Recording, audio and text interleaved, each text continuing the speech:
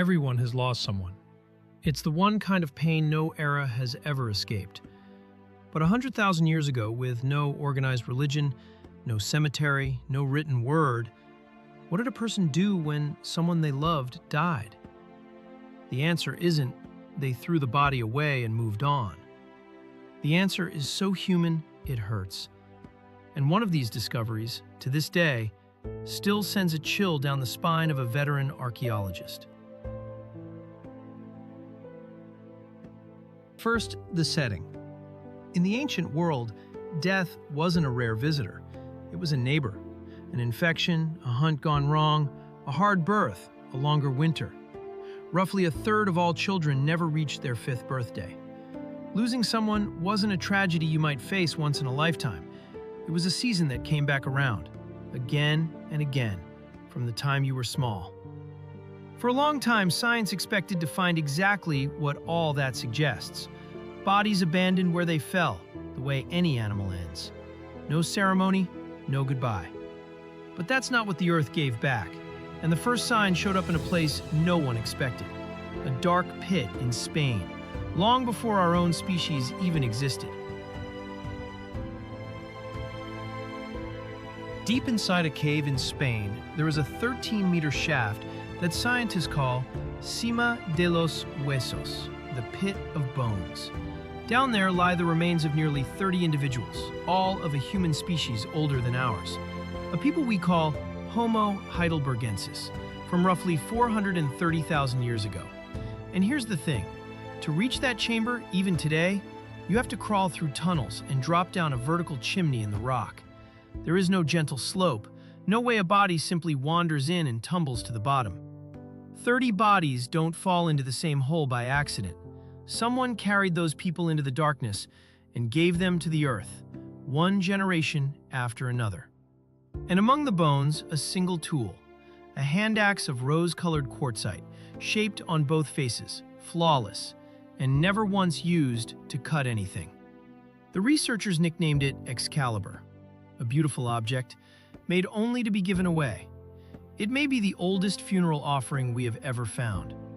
Think about the size of that.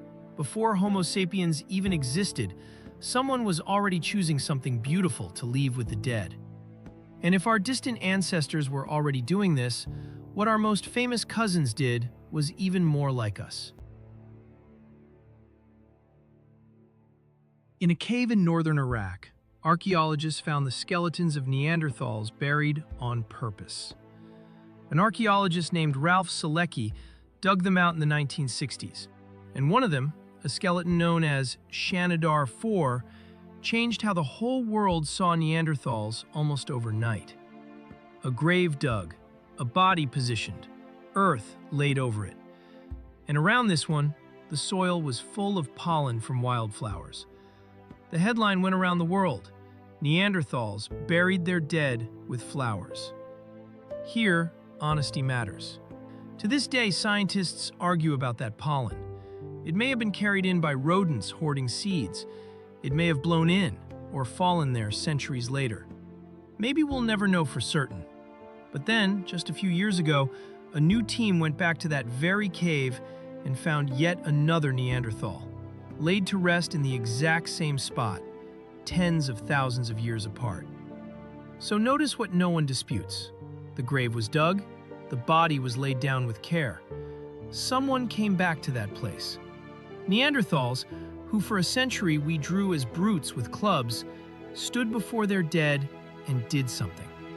Grief wasn't born with us, we inherited it. And when our species arrived, it took that inheritance and turned it into something else. The first Homo sapiens burials come with a signature, red ochre, an earth pigment, spread over the body like one last coat of paint. But the example that silences any doubt is in Russia, at a site called Sungir, around 34,000 years old. 2 children buried head-to-head, side by side, covered in beads carved from mammoth ivory. Not hundreds, nearly 10,000 of them. And laid beside them, spears made from mammoth tusks, somehow straightened out, something we still can't fully explain how they did. Each of those beads took roughly an hour to make by hand. So do the math.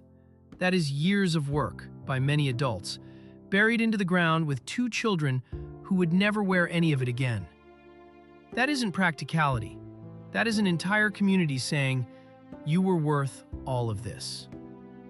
On the other side of the world, in Australia, in the same ice age, a woman we now call Mungo Lady was cremated, her remains carefully gathered and dusted with red ochre, more than 40,000 years ago, the oldest known funeral by fire anywhere on Earth. Every corner of the planet inventing its own way to say goodbye. But some people refuse to say goodbye at all, and this is where the story sends a chill. About 9,500 years ago, in the first farming villages of the Near East, in the region of Jericho, families did something no cave movie ever told you about. The archaeologist Kathleen Kenyon uncovered the first traces of it in the 1950s, and at first, no one quite believed what they were looking at. When someone they loved died, they buried the body beneath the floor of their own home. And then, sometime later, they came back, lifted out the skull, and rebuilt the person's face over it, in plaster. They modeled the cheeks, shaped the nose, painted the skin, and set delicate seashells in place of the eyes. And they kept that face inside the house, out in the living space, passed down from one generation to the next. An archaeologist who holds one of these skulls always says the same thing. First, it sends a chill down your spine, and then it makes you want to cry. Because that isn't an object of horror, it's a portrait. It's the oldest technology we know of for one simple purpose: to not forget a face. They weren't keeping a dead body. They were keeping a grandfather in the family. So look at what all of these bones say when you lay them side by side. Grief is older than the written word, older than farming, older than cities, probably older than our own species. Every religion, every tomb, every candle ever lit for someone gone is a branch growing out of this same ancient root. When you bring flowers to a funeral, you repeat a gesture that may be 100,000 years old. When you visit a grave, you do what they did at that pit in Spain. When you hang a photograph of someone who's gone on your living room wall, you are doing, with paper and glass, exactly what Jericho did with plaster and shells. We have never, not once, accepted that the people we love simply disappear. Never. Not even when we lived in caves. And if ancient humans cared this much for their dead, then one last question waits for the next sleepless night. When the fire burned low and the darkness pressed in around the camp, what exactly were they so afraid of out there in the dark? Because whatever it wasn't a legend. It was real, and it had teeth. That's the next video. Subscribe to Ever Wonder and keep wondering.